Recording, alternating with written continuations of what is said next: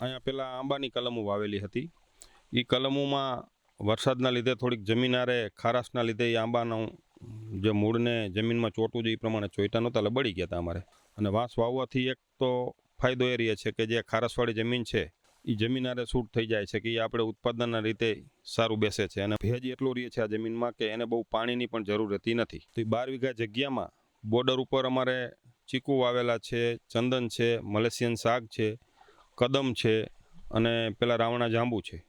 અને અંદરની 8 વીઘામાં વાંસ વાવેલા છે અને 2.5 વીઘાના અમે નેટ હાઉસ કરેલું છે. એમાં આપણે બકાલું કરીએ છીએ ટમેટાને એવું, એ ઓર્ગેનિક હોય છે. એટલે બહુ અમે ઝેર કે રસાયણ નાખતા નથી. ખેડૂત ભાઈઓને એ જ કહેવા માગું છું કે આમાં આપણે માણસો મળે કે ન મળે, ઘરે આપણે ઘરના 2 મેમ્બર હોય તો આ ખેતી કરી શકીએ. ખાલી આને નીંદવા અને પાવા સિવાયનું કાંઈ કામ રહેતું નથી વાવ્યા પછી.